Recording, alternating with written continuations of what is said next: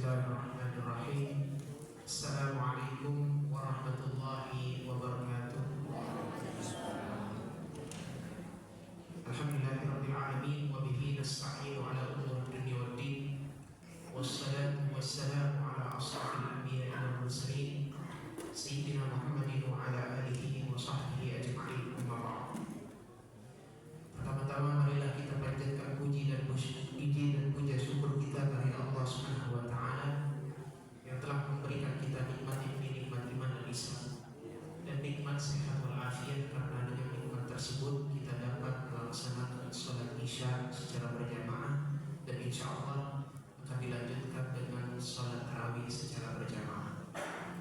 Kemudian salawat dan salam kita limpahkan pada junjungan besar kita Nabi besar Muhammad SAW, kepada keluarganya, para sahabatnya, pengikutnya hingga akhir zaman. Amin amin ya rabbal alamin. Ma'asyiral muslimin wal muslimat rahimakumullah. Dalam kesempatan yang mulia ini, alhamdulillah kita menghadiri kultum di bulan Ramadan ini di masjid yang insya Allah diberkahi oleh Allah Subhanahu wa taala. Ma'asyiral muslimin wal muslimat rahimakumullah. Puasa merupakan pilar utama dalam Islam. Hal ini tercantum di dalam hadis Rasul sallallahu alaihi wasallam.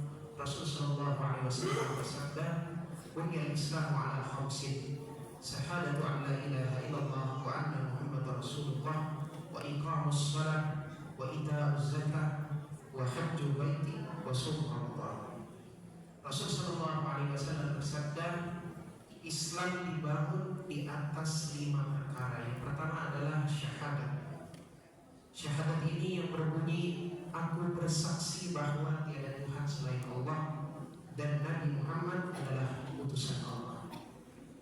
Kemudian pilar kedua adalah mendirikan sholat, kemudian membayar zakat, kemudian melaksanakan ibadah haji bagi yang mampu, dan berpuasa di bulan suci Ramadan. Dalam hadis tersebut terdapat pilar yang disebutkan, yaitu berpuasa di bulan suci Ramadan. Maka jelas di dalam hadis tersebut berpuasa merupakan pilar utama yang ada di dalam agama Islam. Kemudian ada keterkaitan antara berpuasa dengan menegakkan sholat dan ibadah lainnya. Hal ini tercantum di dalam hadis yang dikhususkan dalam anjuran amalan yang dilakukan pada bulan suci Ramadan. Rasulullah SAW bersabda, "Man qama Ramadhana imanan wa ihtisaban ghufira lahu ma taqaddama min dhanbi." Barang siapa yang beribadah, menghidupkan berupa sholat dan ibadah lainnya di bulan suci Ramadan dengan iman dan mengharapkan pahala, maka Allah Subhanahu wa taala akan mengampuni dosa-dosanya yang telah lalu.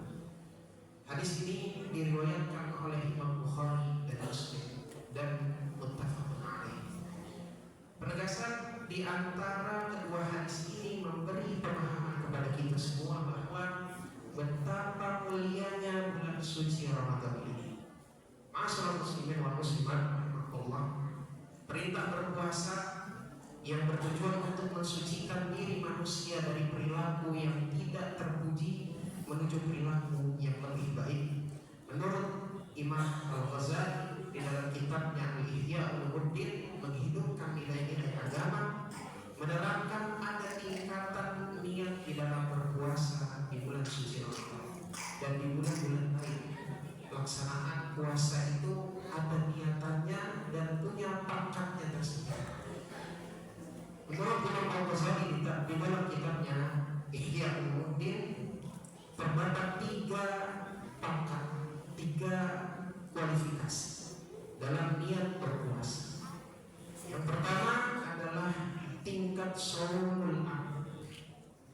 Tingkat yang kedua adalah shaumul khas. Kemudian tingkat yang ketiga adalah shaumul khawasul khas.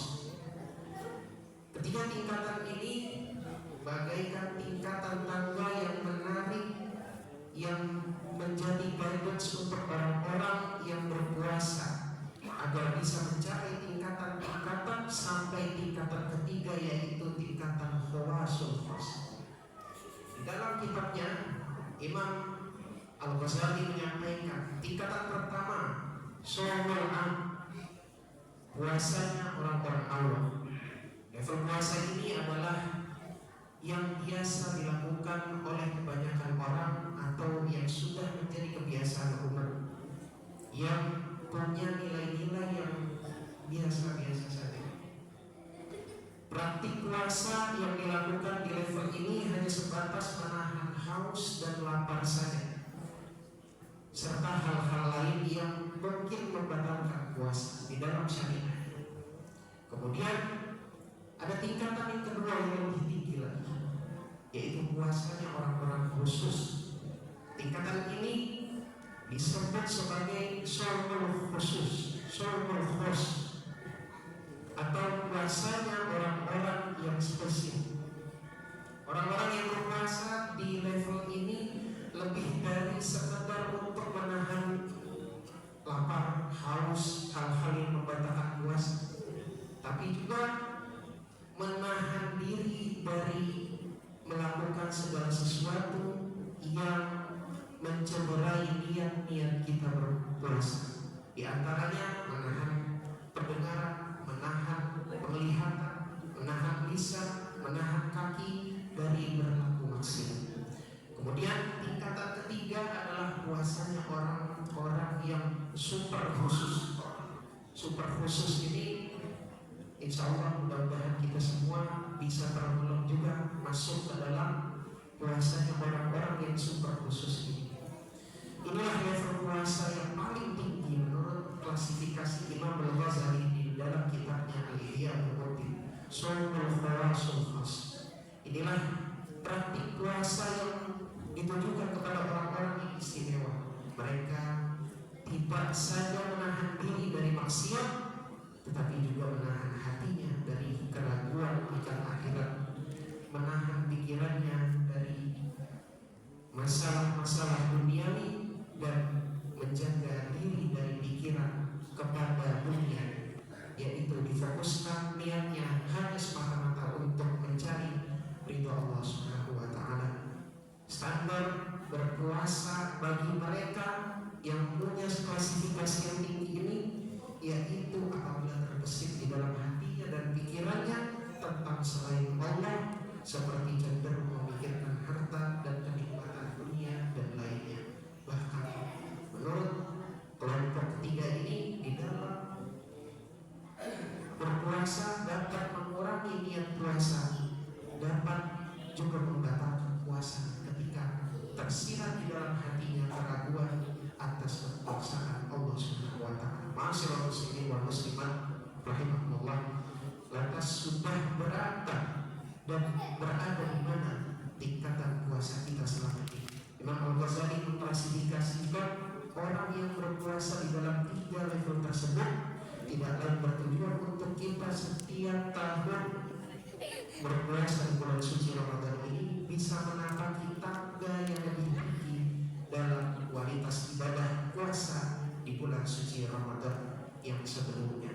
Ma'asyiral muslimin rahimahullah, semoga dengan kultum yang singkat ini kita bisa mengambil manfaat dan mempelajari serta introspeksi diri kita, menata ulang niat-niat kita dalam berpuasa di bulan suci Ramadan ini. Semoga kita dapat berpuasa dengan penuh semata-mata mengharap ridho Allah Subhanahu wa Ta'ala dan mengikuti jejak dan langkah dari Rasul kita Nabi Muhammad sallallahu alaihi wasallam. Alhamdulillahirabbil alamin. Amin amin amin ya rabbal alamin. Hamdan bi rafi'i wa ghafur hazidah. Wassalamu alaikum